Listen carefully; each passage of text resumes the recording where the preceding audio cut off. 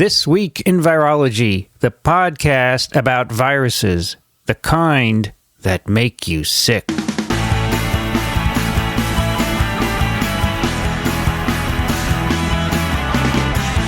From Microbe TV, this is TWiV, This Week in Virology, episode 397, recorded on June 2nd, 2016.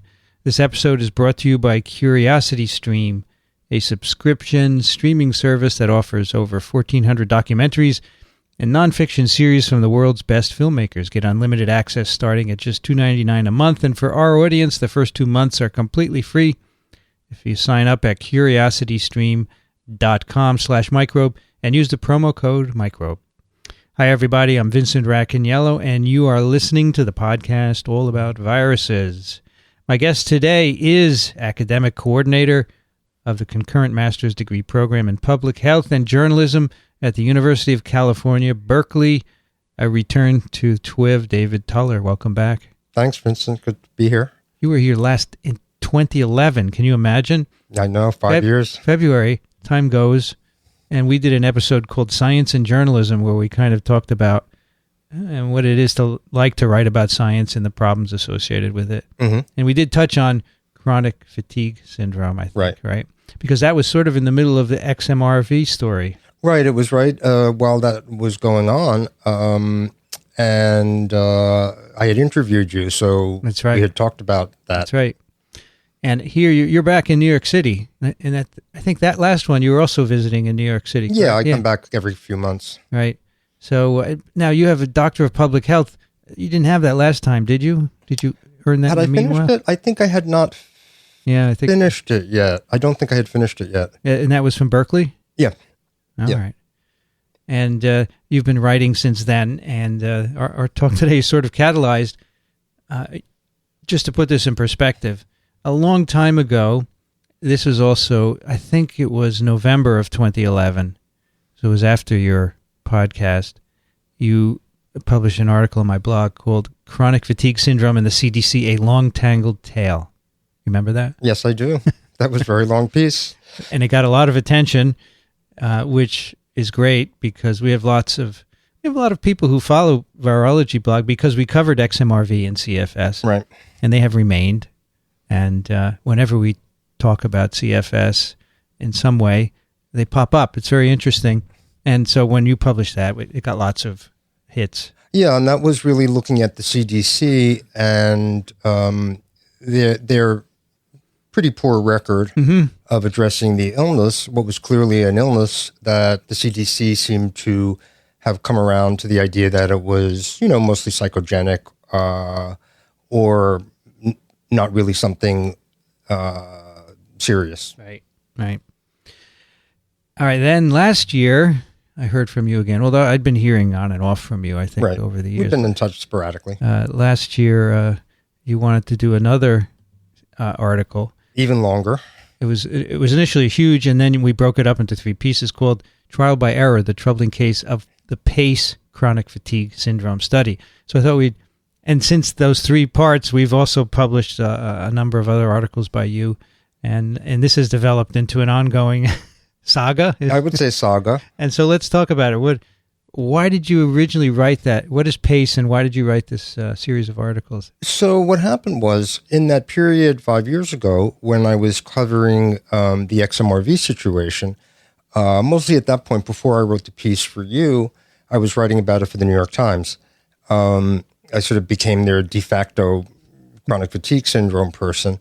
And I'd gotten interested mainly because a friend of mine had been sick for many years, and I realized he really was sick, and there was no, he may be a neurotic, like all of us, but he didn't have a psychological problems that made him sick. He was sick, and it wasn't being taken seriously. In the middle of that, a group of British psychiatrists and psychologists published a study, also in February 2011, they published in The Lancet, called the PACE Trial. And the PACE trial purported to prove that exercise and cognitive behavior therapy were the most effective treatments, or were effective treatments for the illness. I wrote a story about it, which sort of took it at face value. Mm-hmm. because I hadn't heard about it, and I received it like you do as a reporter. I got it, and 3 hours later I had to come up with a story, so I certainly didn't have time to really look into it. And I wrote it at face value. I did point out that they had some, they were connected to disability insurance companies, so they had some conflicts of interest that they did mention in the Lancet, and a couple of caveats. But I really was not very skeptical of it, as I might have been had I had more time to look at it. Where was that published? It was published in the Lancet. Is that your article on it? Oh, my article was in a New York Times article that I published that day after it came out. And all the media around it was, very, very unskeptical. Sure. Exercise, and therapy, lead to recovery. Interestingly, I got a lot of I got a lot of pushback from patients immediately. And patients were very favorably disposed towards me because I'd been writing about XMRV, but I got a lot of pushback. And when I started looking at it more, I realized there were some problems. And the first thing that I focused on a couple of months later, I wrote an article again for the Times about their problems with case definition. Because in the PACE trial in the UK, the case definition for chronic fatigue syndrome is simply 6 months of unexplained disabling fatigue. Now, without any other accompanying symptoms. You might have other symptoms, but they weren't required for diagnosis. Now, most people, if you're savvy, would understand that fatigue is a symptom of many, many conditions, including significantly depression. Right. And that if you have such a nonspecific case definition or such a broad case definition, you're likely to scoop up a lot of people that don't have whatever illness you think you're targeting. And so I wrote a piece about case definition, pointing this out, and then I got pushback from the PACE authors asking for a correction to the New York Times. This upset me, as it would. You never like to correct a story, much less a story in the New York Times. And their argument was just really flawed because they basically, what they had done was they had their overall case definition, and then they had, which really was not an appropriate case definition and differed from the CDC definition of chronic fatigue syndrome, which itself is not great, but at least it requires 4 of 8 other symptoms. So you actually have to have other symptoms other than just fatigue. And fatigue in the CDC definition does not have to be the primary symptom. Any of the symptoms can be primary. You have to have 6 months of fatigue plus 4 of 8 other symptoms. They had done 2 subgroup analysis of 2 other definitions for chronic fatigue syndrome, or one for chronic fatigue syndrome in the UK has traditionally been called myalgic encephalomyelitis, or ME. So they used one definition for ME, which was much more specific, and then they also used the CDC definition. So they wanted a correction because I hadn't mentioned those 2 subgroups, which they said proved that the findings were robust no matter how you defined it. Right. The problem is they did subgroup analysis. They didn't do 3 separate cohorts using 3 separate definitions. So they were making a claim that their subgroup analyses were essentially equivalent to having done separate analyses, separate cohorts for each of the 3 definitions. So they were making, and we have no idea how many people would have been excluded who might have fit the subgroup definitions, might have been excluded from the primary definition. You might say, well, everybody would be fatigued, so of course they would all be, fall under the larger definition. Right. The problem is their definition, the so-called Oxford criteria they use in the UK, requires that fatigue be the primary symptom if there are other symptoms. So it's either just fatigue or it's fatigue with other symptoms, but fatigue has to be the primary symptom. The CDC doesn't make fatigue the primary symptom. It just makes it a symptom. Right. So you could present with post-exertional malaise. You could present with cognitive problems as your primary symptom, still have 6 months of fatigue and fall under the CDC definition, but you might fall outside their scope. The ME definition, actually, the primary, they didn't have fatigue per se as a symptom at all. The primary symptom for that was a form of what is called post-exertional malaise, which is sort of the relapse that patients experience after really a minimal amount of activity. Something about their energy metabolism is off. They perform a minimal amount of activity and they crash for a month or whatever. So that was the primary symptom in the other definition. So basically, there was no correspondence between their Oxford criteria of 6 months of fatigue and the other two definitions. So their analysis was completely wrong as from an epidemiologic perspective. And so I pointed this out to my editor, and instead of running a correction, we ran an exchange of letters in which they wrote what they wrote, and I pointed out that their response was stupid. Their response was published in the Times, is that right? It was published online, yeah. So it was a week later or 2 weeks later, they published their letter online and my response, which I was very appreciative of to be able to do that. And we should point out they're from Queen Mary University, London. Is that correct? I'm sorry?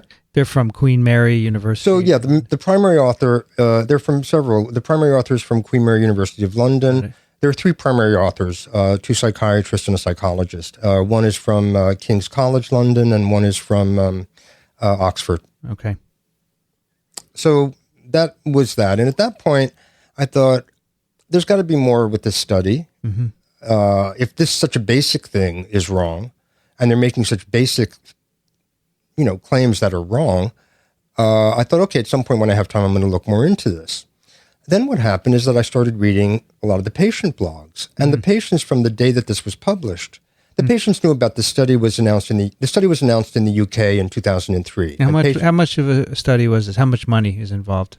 Okay, so this cost overall £5 million, so $8 million. And it was funded by the UK government, several government agencies, essentially from my perspective, to ratify what they were already doing. So this group of mental health experts, and I use the word experts advisedly, given their track record, this group of experts had been promoting their theories about chronic fatigue syndrome since the early 90s or even late 80s. They grabbed onto it, and they basically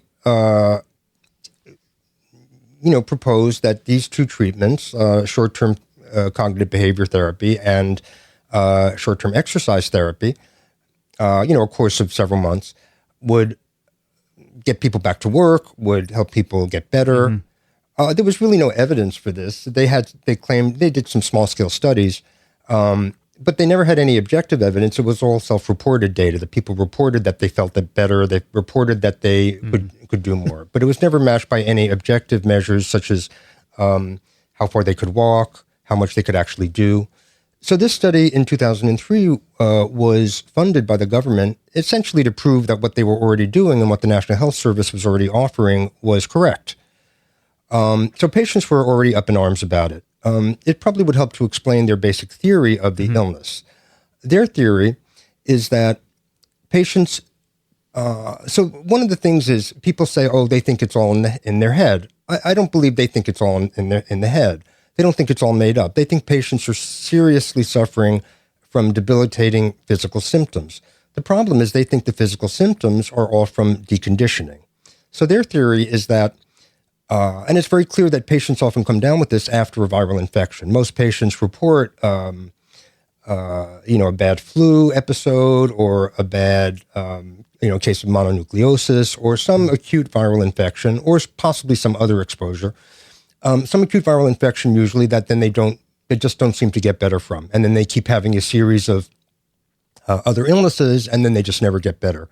So it's very clear that there's something triggering this phenomenon.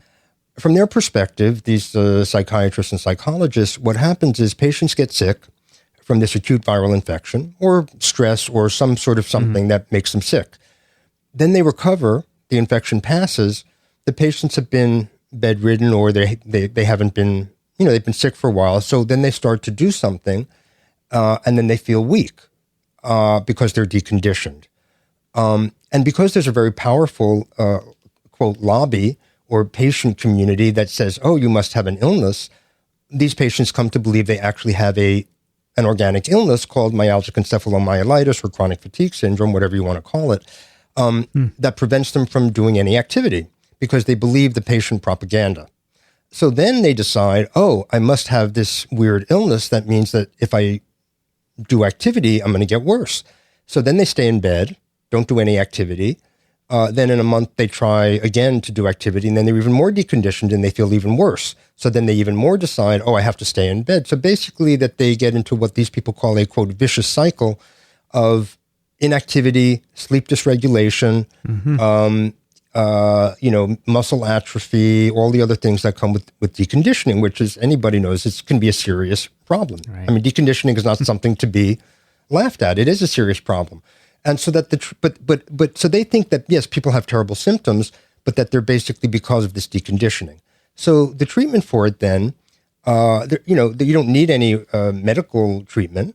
You just need exercise, or what they call graded exercise therapy, which is a gradual ramping up of your activity, or cognitive behavior therapy. And what does the PACE stand for in the name of the trial? What? PACE. What is it? PACE. So PACE is an acronym for. Well, let me sort of first. I'll explain the two treatments, and then I'll explain what PACE means. Sure.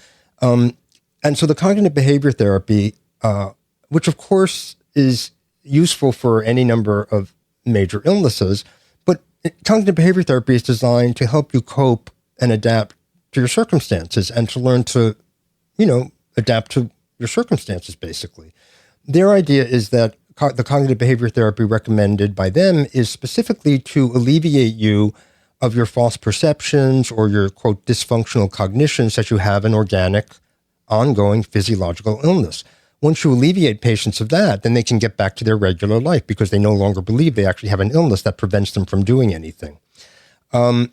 So they wanted to test these, from my perspective, absurd theories. So this cognitive therapy is basically sitting down with the patients and trying to talk them through understanding that they don't really have an illness. Yeah, so basically you try to explain to them the basis of their condition, which again, from their perspective, is that you're deconditioned. And that when you get up and you do activity, just because you feel tired or you feel muscle pain, that's expected from deconditioning, you have to push through that. Now, it's very, very clear from all the research that pushing through beyond the levels you think you can do, if you actually have the organic illness that they're now calling myalgic encephalomyelitis or MECFS, or that the Institute of Medicine last year proposed calling systemic exertion intolerance disease. Right. That pushing through your pain or pushing through your tiredness is the worst thing you can do for yourself because you're causing yourself further damage and you're going to have a relapse, or you could have a relapse. Now, the IOM in its report basically made it clear that from all the data, the main symptom is not fatigue. Fatigue is a total, complete misnomer in this illness. The main symptom is this weird relapse that patients experience, or this weird inability to properly metabolize energy so that you have a relapse after minimal activity. And that's why the IOM referred to it as exertion intolerance. It's often called post-exertional malaise. It's a stupid name also because malaise suggests sort of a Victorian fainting spell. It doesn't suggest a sort of a really, absolute, overwhelming, paralyzing exhaustion that patients feel. So what happened was they decided they were going to test these two treatments. Then they decided that they were going to also, the control group was what they called specialist medical care. Well, they kept changing it. It was standard medical care, then it was standard specialist medical care, or specialist standard medical care, and then they became specialist medical care. And then the fourth arm was what they called adaptive pacing therapy. Now, pacing is a self-help, self-management strategy that patients use to basically pace themselves. So they decide what is their energy level and how much can they expend, and they make sure not to go beyond the levels of energy that they have, so they're not pushing themselves too far. That seems to be how patients can best live with the illness. And if you do that over a long period of time, some patients get somewhat better. Doesn't seem to be at this point a cure or a real treatment yet that's been approved anyway for the underlying illness, but that's how patients seem to best be able to cope. They operationalized this into a therapy called adaptive pacing therapy, which was then administered by a therapist. So they claimed to have tested pacing. Again, the problem is if you take a self-help strategy or self-management strategy and you operationalize it as a, quote, therapy with a therapist, you've changed it. And they have specific benchmarks and they have specific things you're supposed to do. That's not actually testing pacing. That's testing your interpretation of what you think pacing should be with a therapist. So it's really not testing pacing at all. And I'm not sure there's a way to test pacing except basically to tell people to pace as you see fit. If it's a self-help strategy. It's like telling somebody, I don't know, I don't know. I can't think of a good analogy. So they had these 4 arms of the study. What I started reading in the patient blogs and patient analyses were that patients could get recovered the way they did their analysis, that you could get worse on the main variables, but still be recovered under the way they did their data, or still be back to normal, or still be improved. And I thought, at first I thought the patients must be wrong. That can't be. You can't publish a paper where your outcome measures represent worse health than your entry criteria. It's just not possible. So I sort of put it aside for a while and thought, I'm not going to even bother with this morass.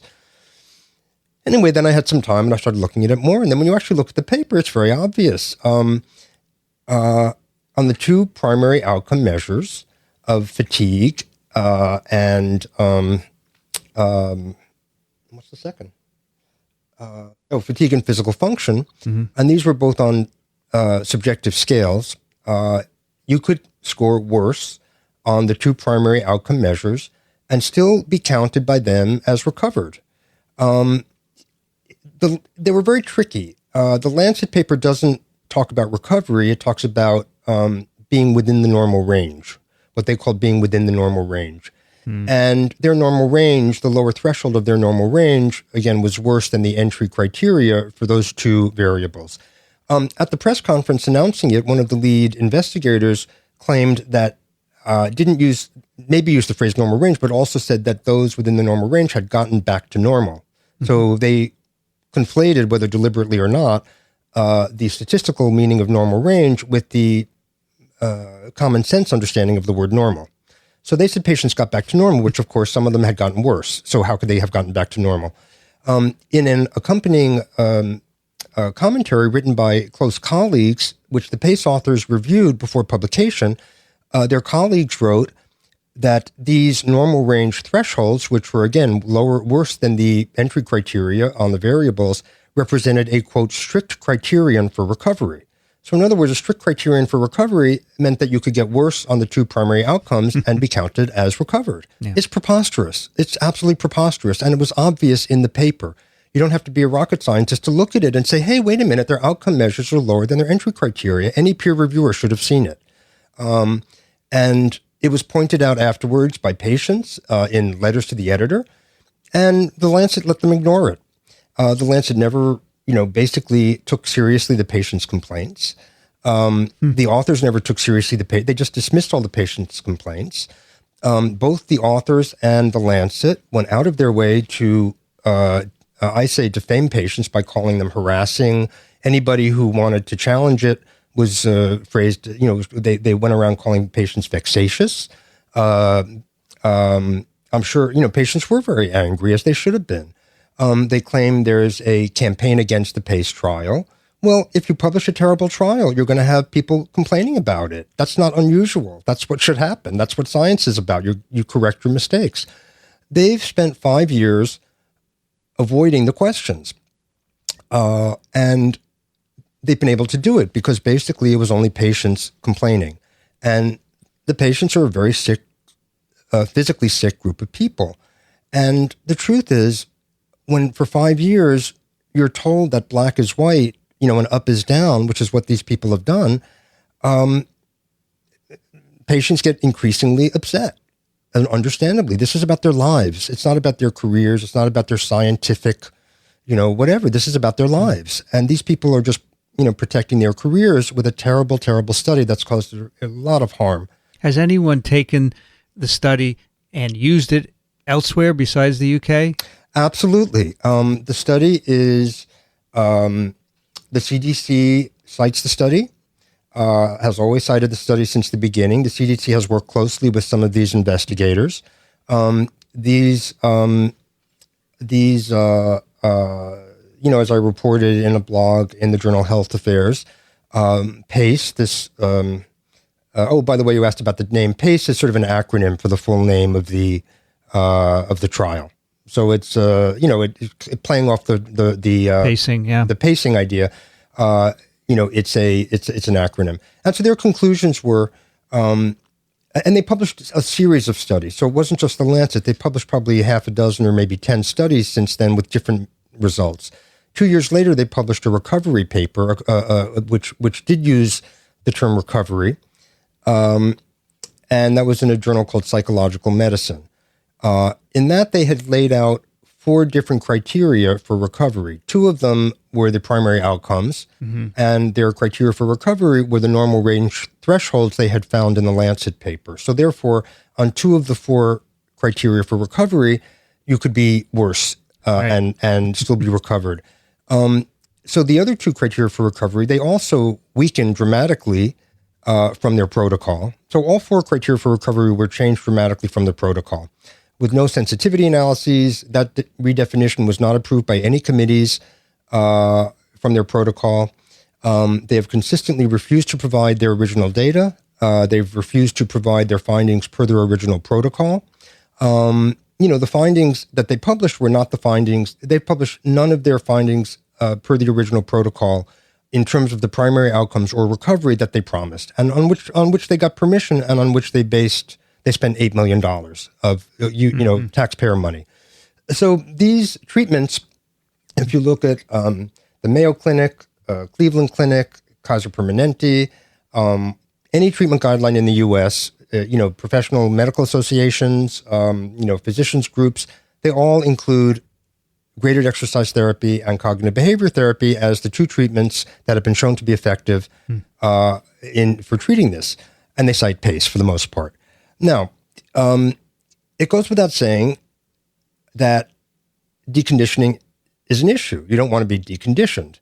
That doesn't mean that if you prevent deconditioning, you're somehow cured from this illness. And one might say also, what's wrong with, exercise? Well, again, for people with chronic fatigue syndrome or ME, if you over-exercise or over-exert yourself or increase your activity beyond the levels that your body tells you can go, you're likely going to get worse and have a relapse. And so I've talked to a lot of patients who've, relapsed because they've done too much. You might say also, what's wrong with cognitive behavior therapy? And the authors themselves say that this is indicated for cancer, it's indicated for MS, it's indicated for every other illness. Well, of course, it's indicated to help people cope with cancer. No one would ever in their right mind say this is going to cure your cancer or you're going to be recovered from your breast cancer if you do cognitive behavior therapy. It's preposterous. And so the whole entire study is just preposterous and a pack of nonsense. And so I decided this was really terrible and that no one was reporting on it. And for one thing, as a reporter, it was an amazing thing to stumble upon. You come across a study in the Lancet that's, completely nonsensical. This really truly is the emperor has no clothes. These people are stark naked. The patients have been screaming about that, or I shouldn't say screaming because it's a little inflammatory. The patients have been complaining about that for 5 years.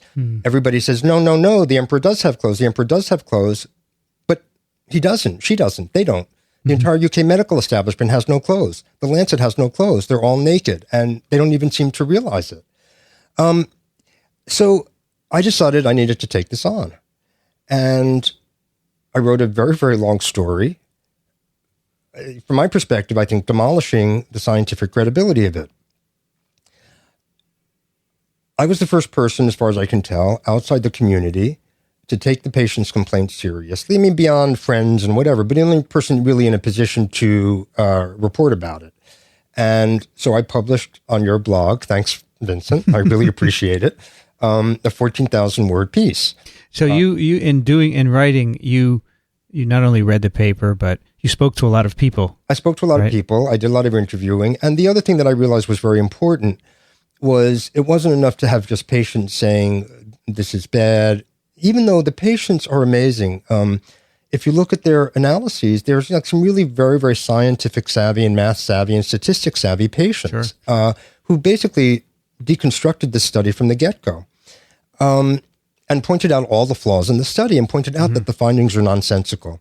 They were ignored. But they kept, amazingly, with their limited reserves of energy, they kept pushing and pushing and posting. So I really relied on that tremendously. And I really want to make it clear, and I've made this clear from the beginning, there are a lot of patients whose work that I piggybacked on. I'm not so brilliant that I figured this all out myself. I really relied on patients. However, I did feel it was really important to bring into the debate scientists who were not connected to it, who I could get to look at it and would say, yeah, this is really garbage.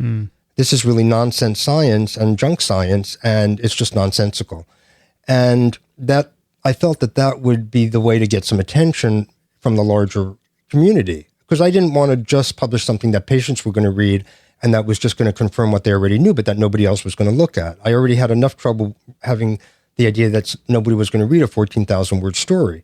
And I had trouble, I had some trouble getting it published. You did try and publish it elsewhere, right? I did try and publish it elsewhere. But, it's very hard. It was very involved. It's very long. It's about an illness that people don't understand. And I understand why editors were reluctant to go with it. And it was a big risk. I mean, I was taking on The Lancet. I was taking on, these big deal UK, top-notch academic experts and well-known people. And, you trusted my work and were willing to publish it and, without really vetting it, and if I'd been wrong, we could have both been in a lot of legal trouble. Well, you had published the previous piece. We'd been in touch over the years. I'd read your material. We'd talked. So I knew you essentially and what you were able to do. So I made a judgment. But where would you be able to publish a 14,000-word piece? Nowhere. Nowhere. Really. No one will do that. It would have to be a small book, essentially. Yeah, and I could have published a shorter version. I had some options to publish a shorter version or maybe a more neutral version that would have still, talked about the problems, but would have, been more neutrally toned. I was clearly writing something that was taking the study apart. Yeah. And that was what I wanted to do. And I decided that I didn't want to publish a shorter version in a more high-profile place. I wanted to publish the full story as much as I could get it out because I felt like I had one shot to do this and one shot to put the story out. And I just had to have some faith that the flaws were so egregious that publishing it would get the attention. Not if I just published it on my own, but your blog. It's not the Wall Street Journal, the New York Times, but it's read and it's it has the academic affiliation and you're very well respected. And as I said, so I was able to bring in, I quoted one of my Berkeley colleagues who thought it was the most ridiculous piece of nonsense he'd ever seen. I got Ron Davis from Stanford, who is involved in the community, but because his son is very sick, but he has, his reputation is built on other work, so he's a very well-respected name. Your colleague, Bruce Levin, well-known, biostatistician here, who said to me, it was the height of clinical trial amateurism, which was my favorite quote in the whole piece. And a guy from London, Jonathan Edwards, who's a well-known expert in rheumatoid arthritis and has gotten involved just as the last few years as an academic and, in personal interest. And Leonard Jason, who's a very, very well-known researcher in the ME/CFS field. And so they all basically gave me quotes that were, this study essentially in one word, one way or another, this study is nonsense. The findings can't be believed. That was really what got the attention, I think, of people, to the extent that it did get attention. It did very well, by the way, in terms of looks. Yeah, how many? Do you know how many? I don't remember, but for a long time it was the highest viewed article for many, many, many weeks. And it's probably in the top 10 overall, along with your original article as well. We have tens of thousands of views, basically. Well, you have to understand the patient community, they're all at home.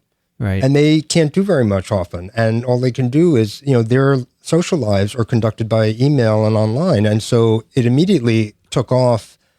I mean, it was like astonishing how it took off in the patient community. And I think it also spread beyond then. It did. So the first week, I was very lucky. I didn't know that they were publishing another bogus study the following week. Now, that study is very interesting because that was their follow-up study.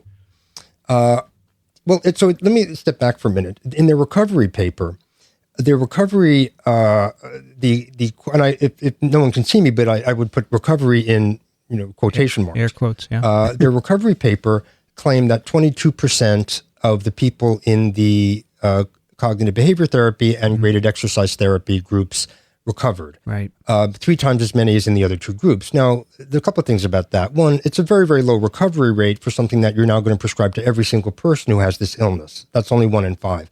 That's also after they, relaxed all of their recovery criteria. And the other thing is that in the recovery paper they wrote, actually what we mean by recovery is recovery from the latest episode of the illness. So actually what they mean is remission. They don't actually mean recovery at all. So recovery is a total misnomer. And yet all the headlines were about recovery. And it's shocking. It's astonishing. No headlines were about remission. All the headlines were about recovery. And so doctors and, again, as I said, it's in all the treatment guidelines in the U.S. And the other thing is that that's not the true recovery rate, because if they actually did it by their original protocol, we don't know if they'd have any recovery rate. It turned out later through a patient started filing a lot of freedom of information requests, because they also have a freedom of information law in the UK. And astonishingly, they released a piece of information, which is shocking, which is that 13% of the participants at baseline were already, quote, recovered on 1 or 2 of the primary outcomes. So how is that possible? Right. If you're already recovered on a primary outcome, why are you in the study in the first place? Right. You can't be recovered and disabled on a primary outcome at the same time. What's shocking to me, I kind of naively thought if you publish something about this is the largest treatment trial for this illness ever, 641 patients. If you publish an investigation that shows, if I'd published an investigation that showed that in the largest trial of breast cancer or,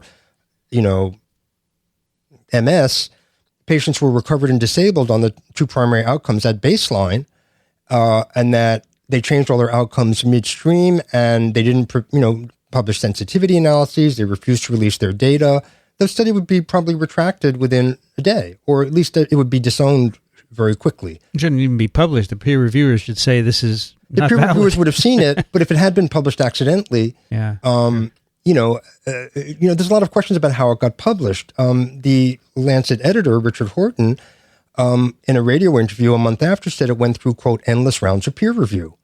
But in fact, it was fast-tracked to publication. Now, I haven't been able to get from the Lancet what fast-tracking meant in 2011. What fast-tracking apparently means, if you look on the Lancet website, is within a month. It's very hard for me to square endless rounds of peer review with fast-tracking a study to publication. And Lancet has never commented on that. So let me just say, the Lancet has never responded to me in my questions. The primary authors have never seen fit to answer my questions.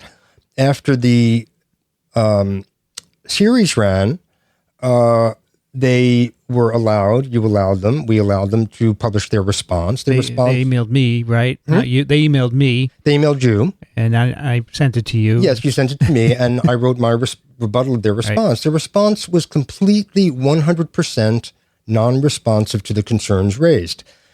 In addition to the concerns that I've already discussed, it's worth mentioning some of the others. They had about half a dozen, maybe not half a dozen, they had several what they called objective outcome measures, which in the protocol they said were very important. One was how far you could walk in 6 minutes. One was what they called a step test, stepping up and down on a little step ladder.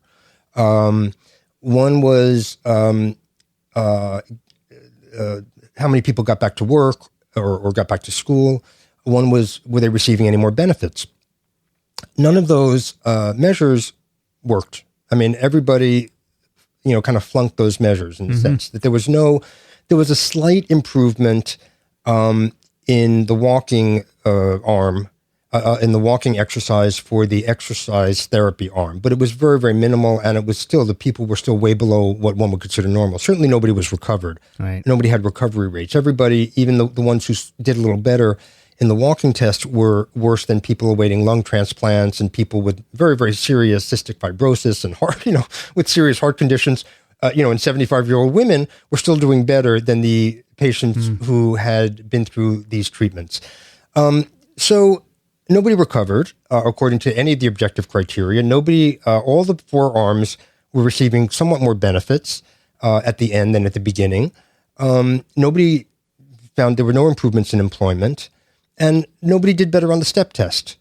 They've since dismissed the walking test as irrelevant because, for various reasons, they've dismissed all their, they don't seem to then take into account, well, hey, our objective measures didn't seem to work. Maybe we need to question whether the subjective measures really were measuring anything, or whether they were just measuring a subjective hope that people got better. It should be mentioned that in the exercise arm and the cognitive behavior therapy arms, the patient manuals and the therapist manuals were all full of statements where patients were told, this will make you get better, this will help you improve, this will, patients have already gotten better on this. A lot of positive reinforcement, which has an effect. So it's understandable that patients who are subjected to that constantly are then going to report they did better or they feel less fatigued. But there's no objective evidence of that whatsoever. And they don't seem to have any humility in the sense that a normal scientist would say, well, wait a minute, our objective measures all failed. Maybe we better actually look at our subjective measures and see, are we actually getting any improvements at all? A couple of the other really indefensible flaws was that they published a participant newsletter during the trial when about 200 patients were still at some point of assessment. In this newsletter, they published 6 participant testimonials about how great the trial was from patients who had finished, how much better my sleeping is. I'm so grateful for this wonderful trial. They had a doctor reporting about how great his patient was doing and how the trial has the potential to help so many people. They had a message from the Prime Minister's office about what a well-designed trial this was and how important it is. They also published a article in that about how the UK government, panel, or a government sort of sponsored panel, had come up with treatment guidelines that found that cognitive behavior therapy and graded exercise therapy were the most effective treatments, quote, based on the best available evidence. So this was during a trial that was supposed to determine whether those treatments were effective. I'm sorry, you can't do that. You just can't do that. Sure. Their response was, well, in their response that was published on Virology blog, we didn't, in the testimonials, we didn't say what trial arm they were in. They were in all the trial arms, including the control arm. So I don't see that there could be any bias, which is astonishing to me because their perception, obviously, is that you can bias everybody in your sample in a positive direction and that doesn't constitute bias. So that's astonishing. Then they said, well, about the fact that the article, they said, yes, it did mention cognitive behavior therapy and it mentioned graded exercise therapy as having been approved based on the best available evidence. They said, but the sentence also mentioned something called activity management. And they said, well, that was the third thing that we were testing. Well, the third thing they were testing was called adaptive pacing therapy. It was not called activity management. Now, there are overlaps between what they call activity management and adaptive pacing therapy. But adaptive pacing therapy, as they made clear, was an operationalized version of something that was done just for the trial. So there's no way it could have been found effective. Right. And there's no way that they can say activity management is the same thing, or that any patient reading that would know. So they said, well, that didn't constitute bias either. This newsletter was approved by their ethics committee, or maybe not the ethics committee, by whoever, by whatever committee was overseeing their thing. So apparently the committee that approved it also didn't think that it was a problem to run participant testimonials. Now, I want to say one funny thing, which is that I showed that to a biostatistics expert at Berkeley that I know. And when I showed it to him, the newsletter, he said, he looked at me like he couldn't, he was really confused. He said, you mean they published this during the trial? And I said, yeah. He said, well, I guess there's no prohibition against publishing participant testimonials during a trial. He said, but I think that's probably because it never occurred to anybody that anybody would ever try to do such a thing. So, it's ridiculous. It's just ridiculous on its face. They also, this is an ethical problem, didn't necessarily affect the outcomes, but in their protocol, they promised to abide by this and that ethical guidelines, including a human rights document called the Declaration of Helsinki. Right. Now, the Declaration of Helsinki was promulgated in the 50s after Nuremberg, after World War II, to protect patients in clinical trials.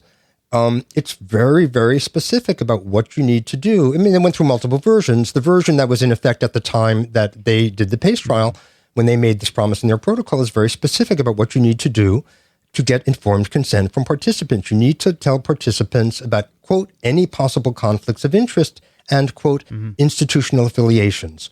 That means that in your consent forms, you need to let them know if you're a researcher and you have very strong ties to disability insurance companies to whom you're proposing that the two treatments you're testing are the most effective ways to get people off benefits, claimants off benefits and back to work, then you need to disclose that. And they did not.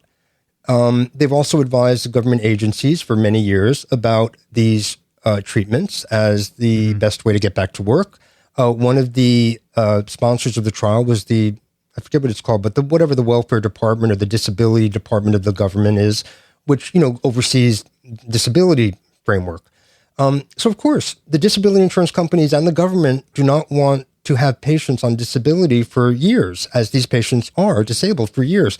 They want to be able to say, you have to have this short-term treatment, and if you don't get better, kind of too bad. We've given you, or maybe then you can get treatment, get whatever, but we're going to give you these treatments before. The problem is the treatments can be harmful because patients can get worse with exercise, with too much exercise. So they did not provide those disclosures.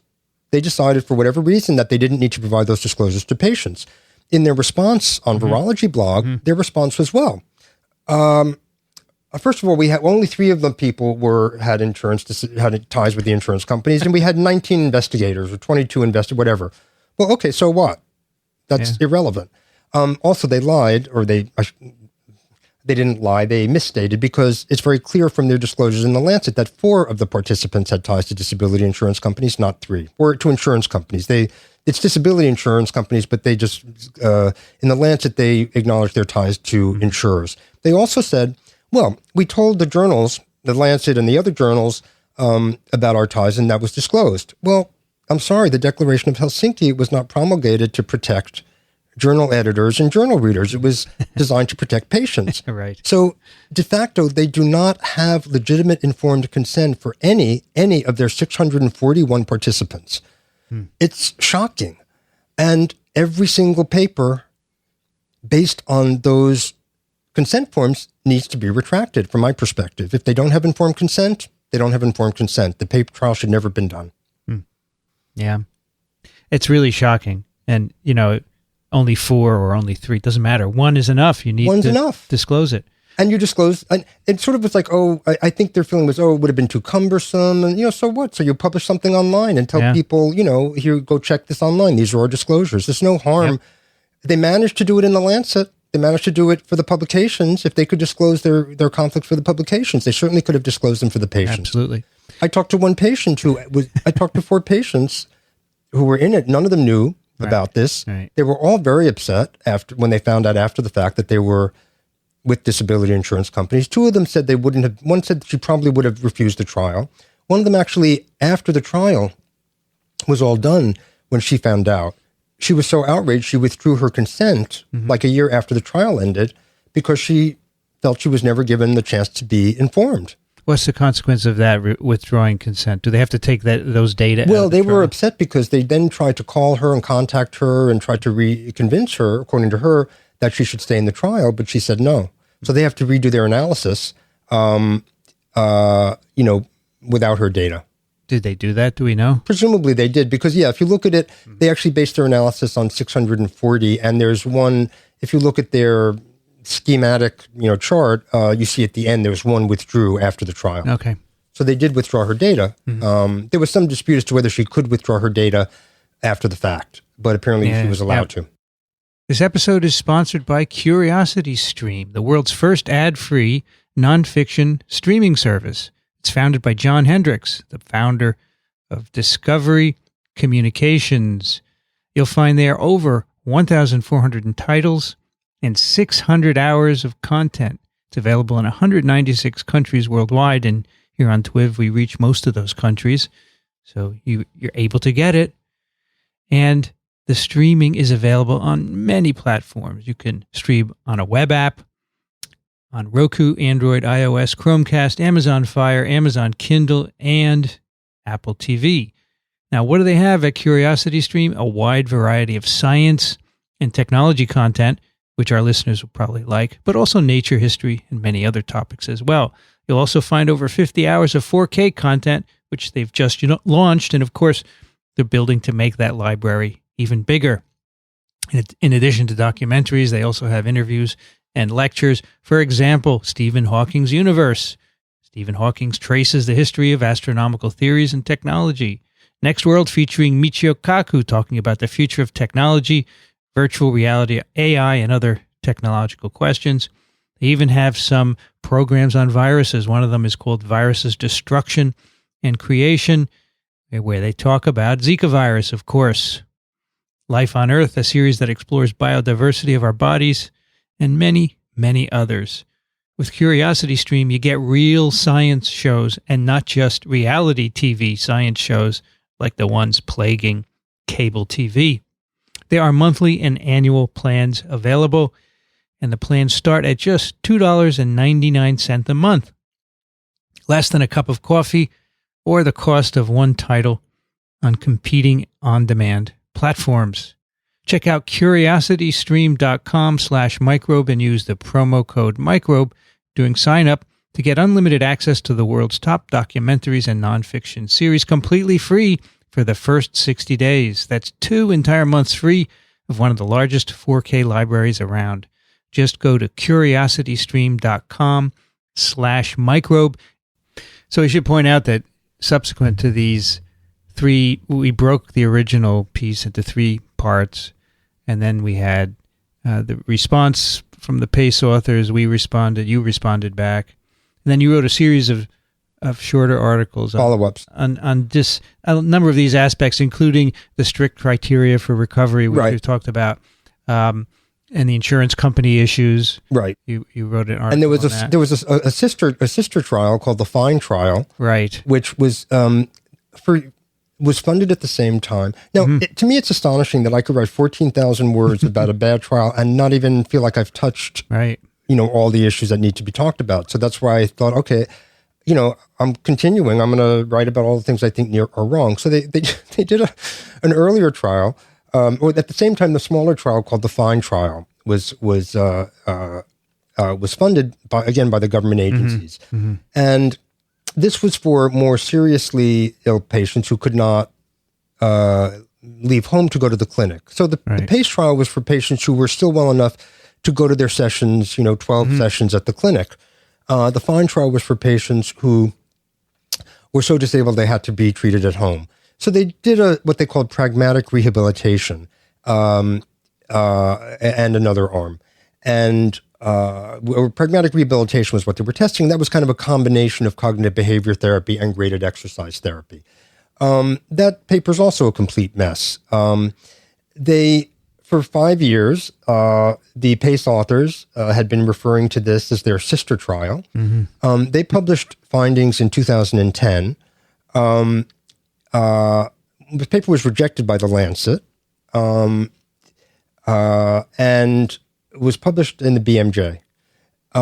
They had no findings. They had no, at the end of the trial, there were no differences between the groups. However, because they had transient, and that was their primary outcome. In the protocol, they said, well, we're also going to test it 20 weeks, but 20 weeks in a chronic condition, short-term findings are often transient, and so that's not our primary outcome. Our primary outcome is at 70 weeks. Well, they did have a slight improvement in fatigue at 20 weeks. So they made that their primary outcome or their co-primary. They then claimed that they had two co-primary endpoints, 20 weeks and 70 weeks. That's totally not what they said in their protocol. Their protocol dismissed the relevance of 20-week results as transient and said they were going to look at the 70-week. But if you look at their study, the main thing they're saying is there was a transient effect. Right. And then they say, afterwards, by the way, there were no findings at the end. The BMJ in an editorial or in a commentary picked up on this, didn't point out that this was not their primary endpoint for the protocol, but touted this as a sort of significant finding and, a good finding at transient benefit at 20 weeks. Again, mentioning only later on that, by the way, there were no outcomes at the end. Then they rescored their fatigue scale in a post hoc analysis, which they published in a letter, presumably non-peer-reviewed, and rescored it using continuous scoring rather than bimodal scoring. And then they did find some effects at the end. So then they claimed since then they've claimed that as their finding, even though it was a post hoc analysis that was not in their primary finding. Now, the PACE trial was published a year later. No mention of the FIND trial and its null results in the PACE study. That's also a shocking omission. This is their sister trial. They've touted it as their sister trial. If it found no findings, they have to report that in their own study. Their study did not mention it. It had one reference to it. They also changed the scoring mid-trial of their own fatigue scale, the same fatigue scale, and changed it to continuous because they said we want to better measure the effects. Well, they don't mention that they changed that after they found out that their sister trial, which they failed to mention, only had findings once they changed their scoring. So you're laughing. It's ridiculous. It's totally crazy. It's crazy. And you documented this in an article called Why Was the Sister Trial Disappeared and Forgotten? Yeah, it's been disappeared. Nobody mentions it. Right. And shockingly, the author of the sister trial, the main author in a later interview said, her proudest work as a researcher was finding that there was a treatment that worked for fatigue. Right. When she had no findings. No, it's crazy. It's totally crazy.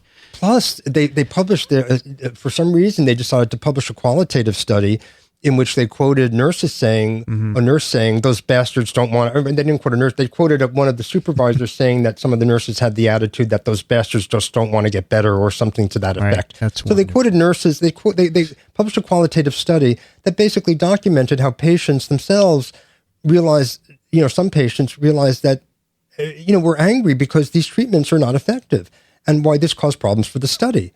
Now, why they published that study, I don't know, but they did. All right, in November then, a number of us wrote a letter to Dr. Horton in the Lancet, pointing out a very brief summary of these issues that we've talked about. And the signatories were Ron Davis, John Edwards, Leonard Jason, Bruce Levin, myself, and Art Reingold.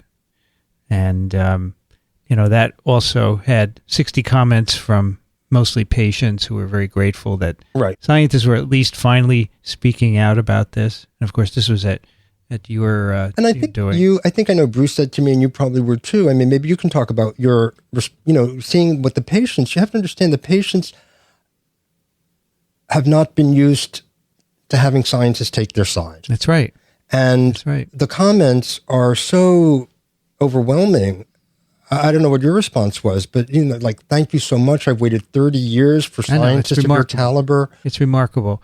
I mean, it's quite clear. So we have all been involved. We've looked at this trial, and I have worked with you and gotten to know it. And it's quite clear that, as we've been discussing, there are just multiple flaws that are inexcusable. But no one has come up and questioned this. You have, as you said, you were the first to do this.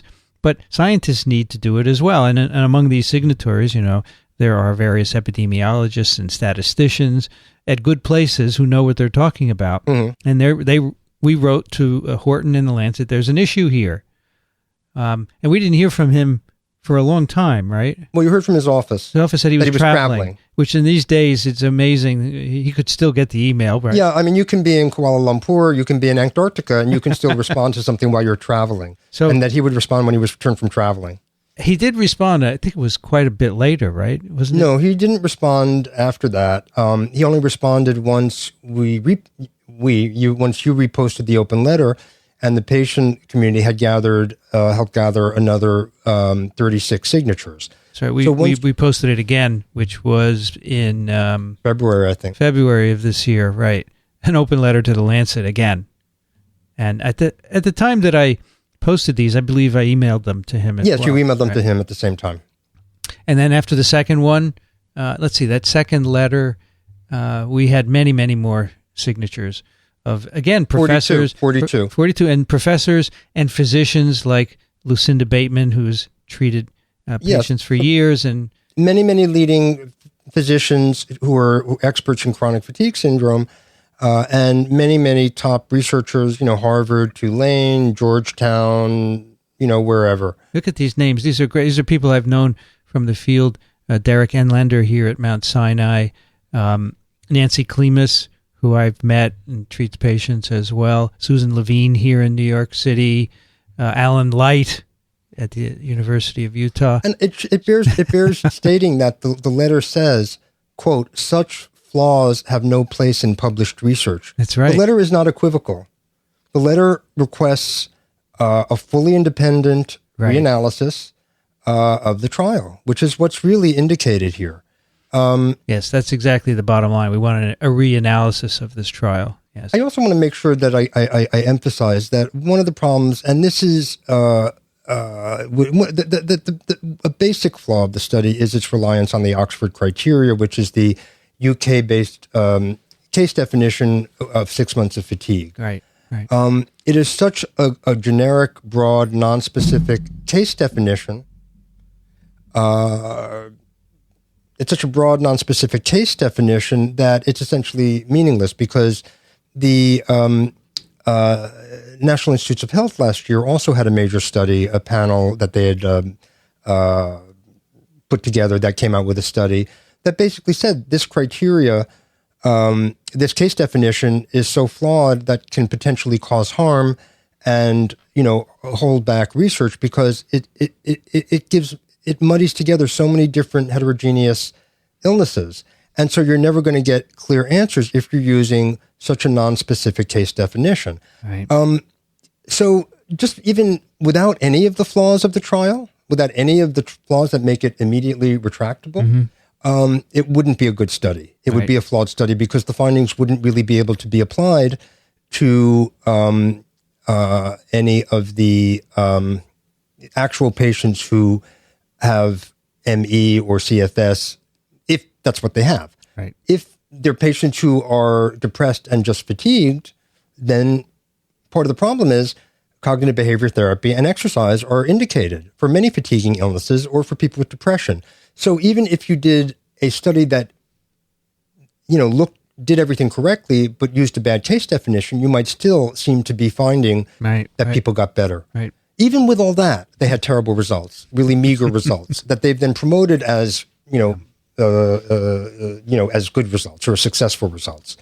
And they're still doing studies about what are the factors that make these treatments work, and, mediation analyses. Yeah. I want to mention their study that they published a week after I published the long series, you published the long series on Virology blog.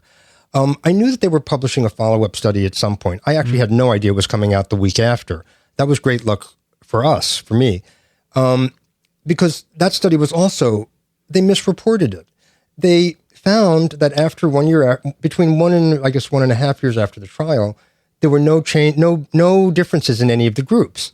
So if you have a clinical trial, your primary outcome is the between group comparisons, right? Mm-hmm. If you have no findings after a year after the study ends, that no group did better, that's your main findings. But surprisingly, no, that's not what they reported as their main finding. Their main finding was that the benefits for cognitive behavior therapy and graded exercise therapy were sustained over the next year. So the fact, and later they said, oh, by the way, there weren't really, the others somehow spontaneously improved afterwards, so everybody was the same at the end.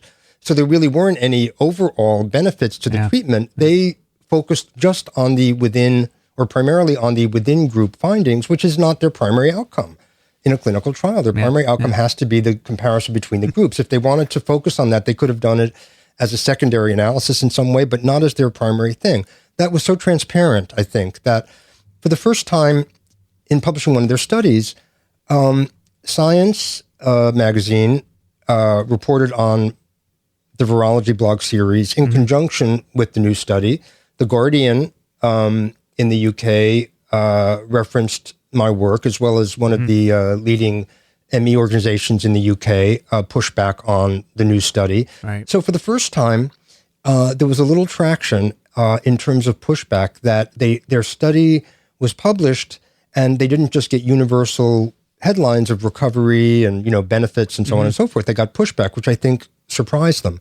My interpretation is that they're used to saying whatever they want about patients, and they're used to getting away with that and not being challenged. And I think they were sort of gobsmacked by having something at this high level confronting them, and having top scientists from Columbia, Berkeley, Stanford, Harvard, wherever, saying publicly and very forcefully, this study's a piece of crap. Mm-hmm. They don't quite know how to respond to that. And I think ultimately, hopefully, that will carry the day.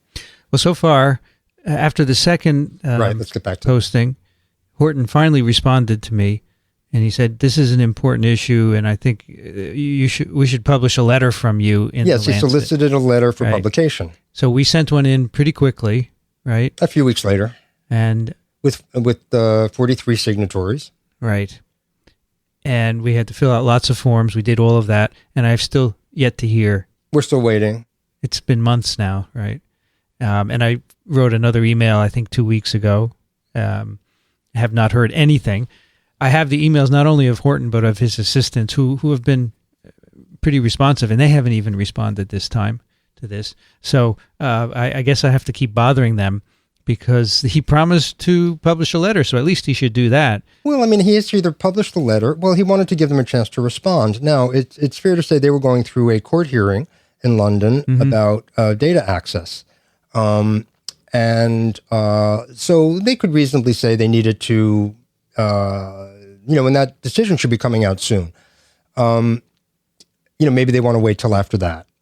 Or maybe he's allowing them to respond and will publish our letter. I think he wants them to respond, and I think he wants them to respond at the same time. That seems totally appropriate to me. It's fine. To give them an opportunity to respond. They should be able to respond at the same time. I don't think it's right to publish a letter and then expect them to respond weeks later. I think they should have a right to respond at the same time. However, these issues have been raised before. They don't need 6 months to prepare, a few hundred words for a response.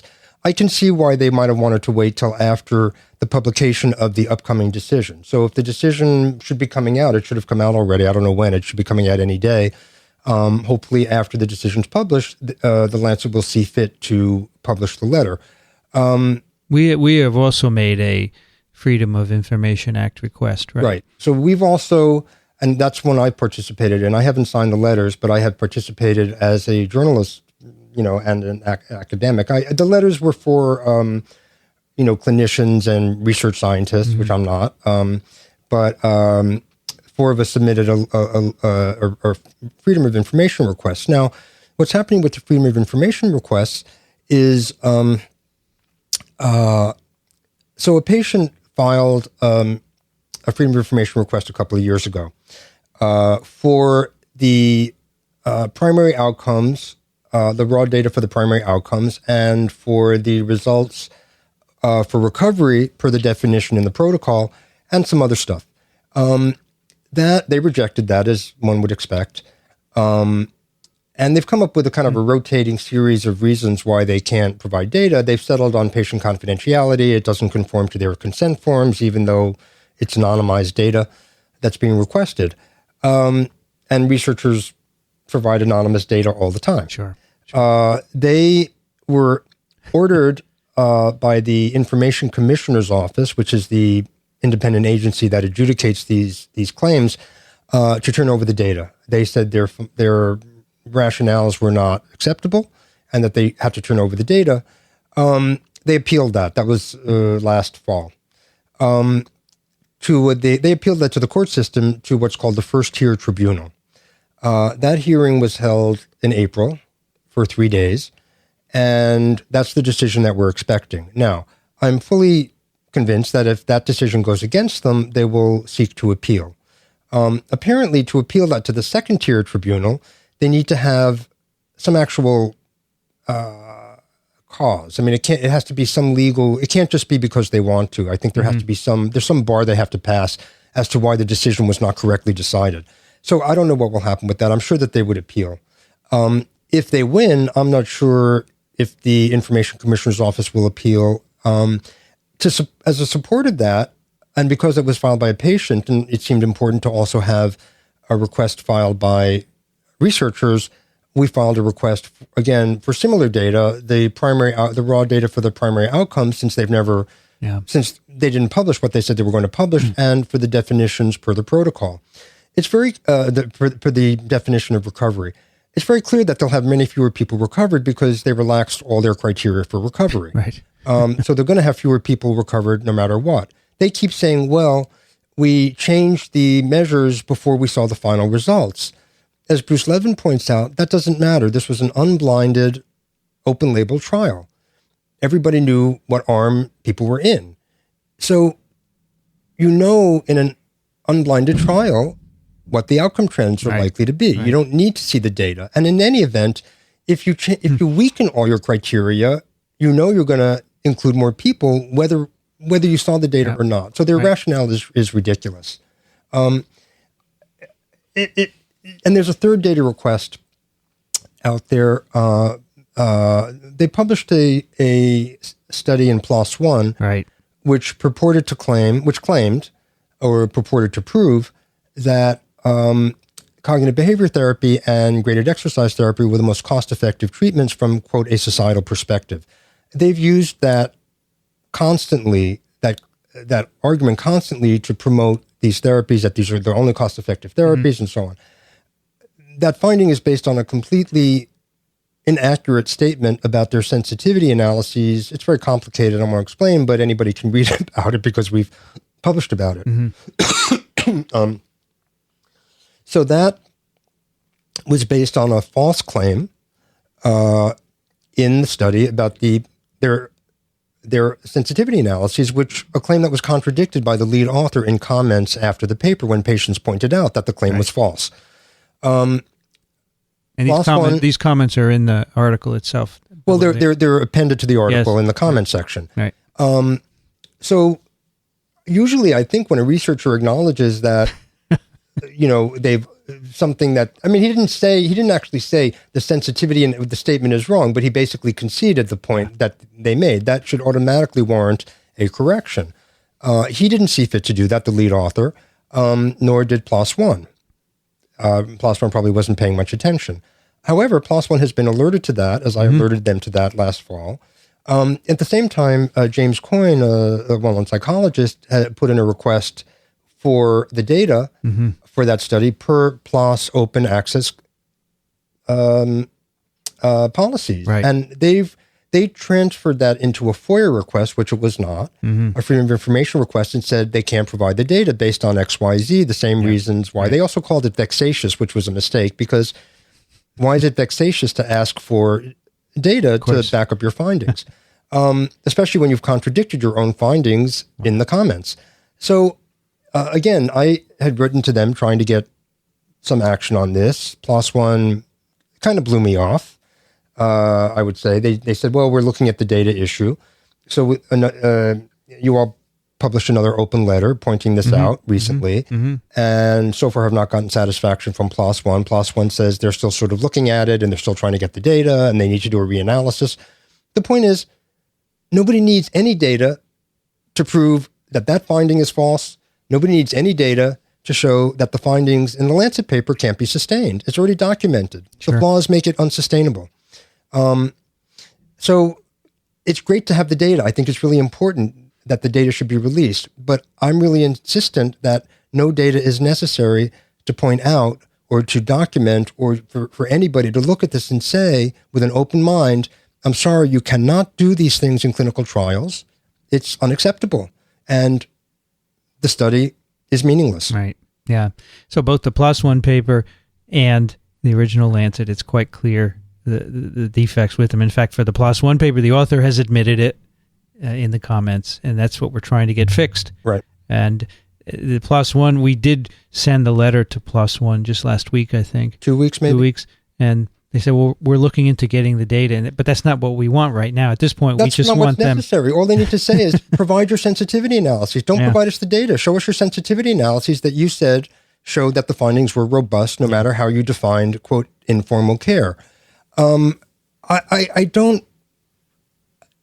been driven a little bit insane by this. And when I talk to, nobody wants to hear me talk about it anymore because I get very agitated because I'm so upset.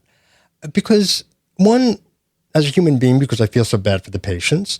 Two, I'm not a scientific researcher, but I'm an academic researcher, and I'm a journalist, and I'm a human being. And it's just unconscionable what they've done. And how they're defending it, I don't understand.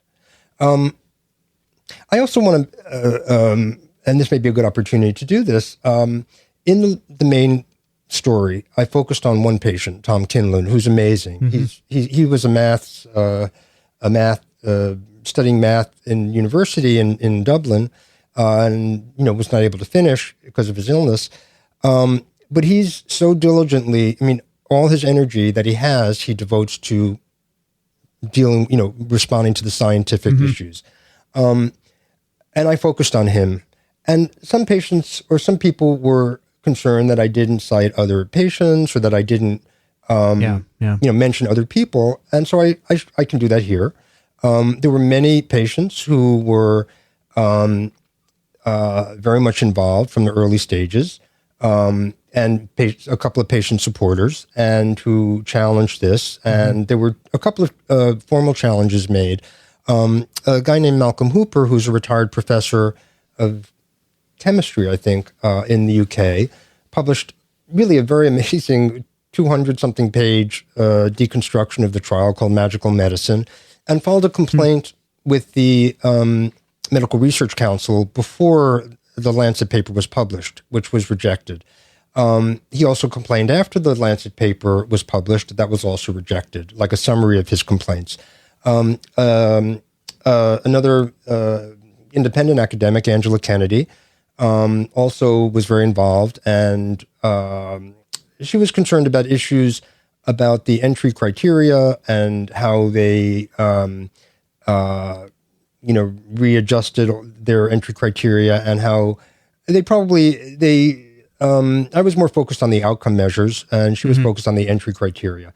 And she also published a complaint with the Lancet, which you can see online, with her particular concerns. And I think all those, all the patient activism has been kind of astonishing. They've really, as a group, taken apart the trial.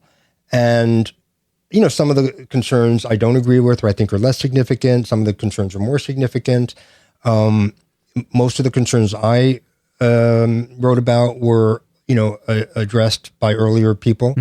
So I've never tried to make it seem like I came up with this. I was able, and I understood that I had a platform, and I had the ability to sort of pull this into a narrative that people could read that was going to be somewhat readable and understandable, and that I was able to push it out on a platform that was probably going to be effective in getting attention that the patients didn't have access to. Yeah. So I just want to make sure that I, to the extent that I didn't credit people before, I want to make sure that I do that now. Yeah, I think it's a good point that you have skills as a journalist that not everyone has, and you were able to make a narrative out of this very long story and make it readable and understandable. Right, and I have academic credibility as having a doctorate from Berkeley, and being on, a non-tenured track, I will say, but being on the faculty at the Journalism and Public Health Schools at Berkeley. Sure. And I should say that above all of this, you haven't been paid for publishing any of these on virology blogs. This is purely out of your interest, as you've said, for the patients and fixing this very bad study that's out there. Well, I haven't made a big thing about that, but it's been my public service, I think. It's huge because we now have over a dozen articles by you. I haven't counted them.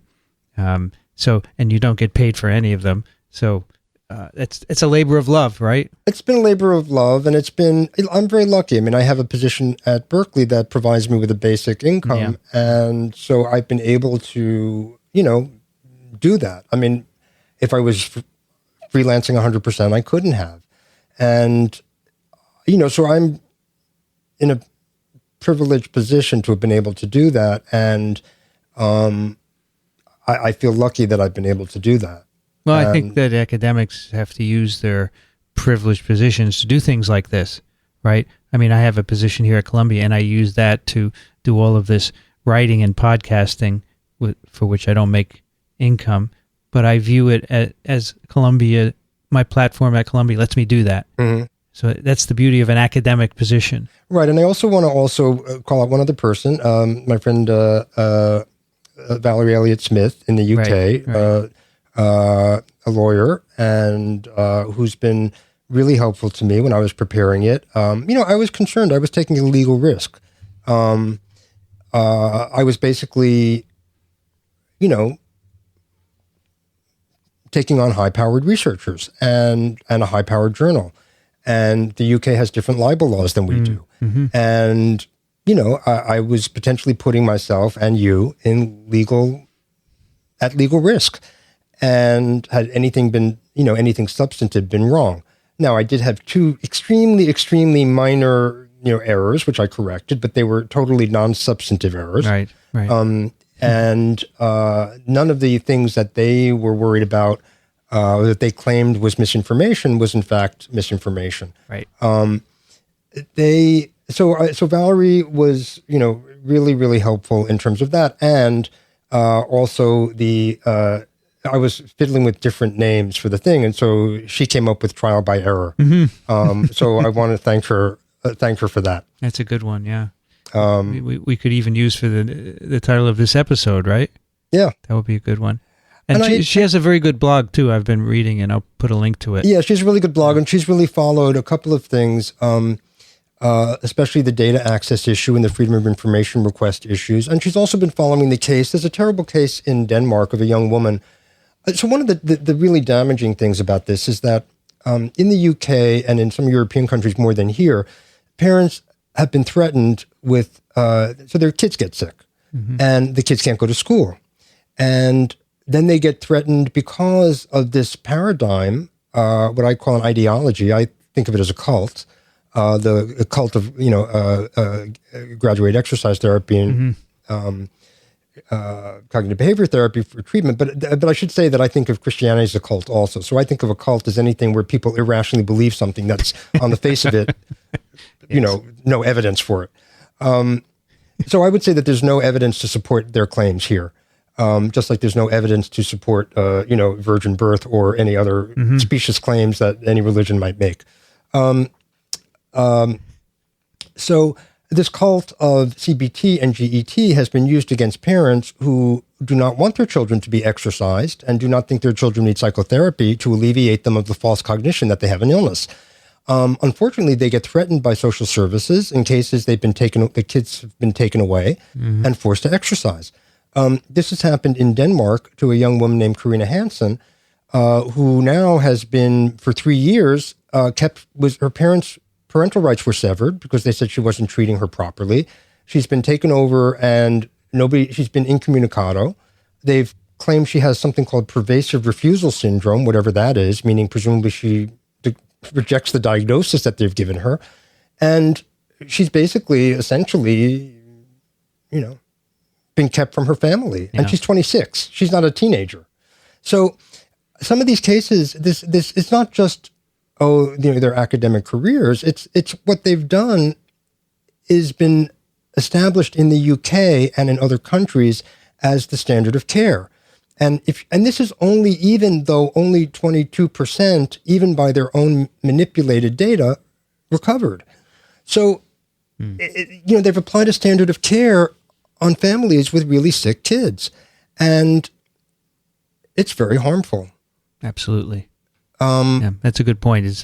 So it's not a benign sort of academic dispute. And that's why one of the things that's kept me going on it. It's not a benign academic dispute. It's a dispute that has incredible real impact on people's lives. And I don't get it. I understand you can make a mistake. I'm sure that I don't know what they thought. I have really not gone to their motives because 1, I don't know them. 2, they won't talk to me. 3, who knows? I don't know what their motives are. I can speculate. Anybody can speculate at this point. But if you point out that you can get recovered you can be recovered and be worse in the study, and that 13% of participants, I mean, if you have 13% of your participants are already recovered on one of your two primary variables, how is that not a relevant piece of information to be in the study? Why are those people in the study? Exactly.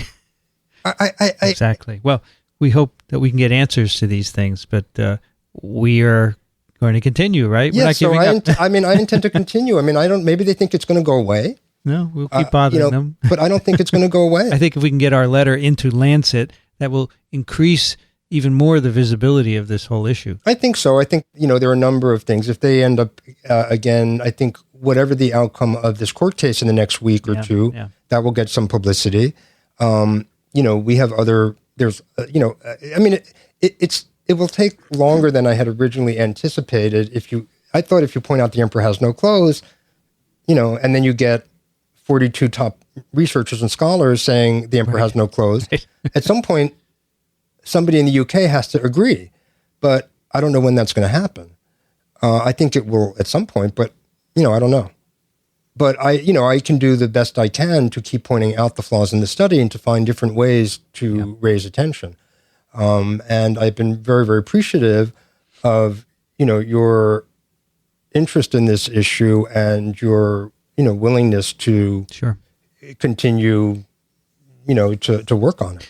I'm with you, and I have the same motivations. This is a flawed study. It has to be fixed, and people are being harmed by it.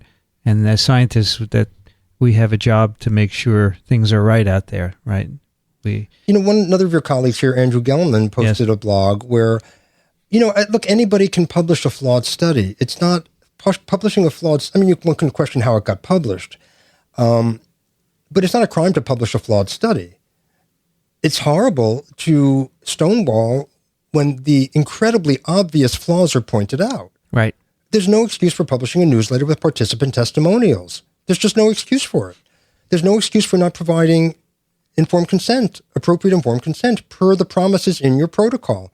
There's no excuse for dismissing all your objective outcomes as irrelevant, or some of your objective outcomes as irrelevant because they didn't, after the fact, they didn't, Yeah. No, and this is hurting people. That's part of the issue as well. So it's the process of science depends upon honesty in correcting your mistakes. Right. If I have a mistake in the New York Times, even if they don't notice it, I let them know so it can be corrected. I've done that. I've told the New York Times about my mistakes. I don't wait till somebody points it out because I'm an honest person and I feel like I need to be honest about my work. I know you're very good about that because when we publish an article and there's an error, you tell me about it, but then you make me note that we've made the correction. Yes, it has to be annotated. You can't just make a change 3 weeks later and pretend that you actually had it right in the beginning. Right. I've luckily, in this case, the two mistakes that I made were, I called an immunomodulatory drug, I called it an anti-inflammatory drug, and I mistakenly said that one of the primary researchers had not gotten back to me when in fact he'd emailed me back and said he wouldn't talk to me, as opposed to just not getting back to me at all. Right. Those are my two mistakes. Rather minor, as you said. Very minor, but need to be corrected. Yep. And you have to point out that it's not like in the old days you have a paper and you publish a new paper with a correction, and now we have electronic things where you can erase the original error and no one would know about it. But you always tell me, no, you have to put that down at the bottom that you fixed this and and put an asterisk or put a notation. Yeah. That's what you do. I agree. It's totally important to do that. That's what they have to do. They again. I mean, there's no way that I don't understand. There's no way. It seems self-evident to me. I mean, a 10-year-old would be able to say, "Hey, if you got worse on something, then it can't be a strict criterion for recovery. People couldn't recover.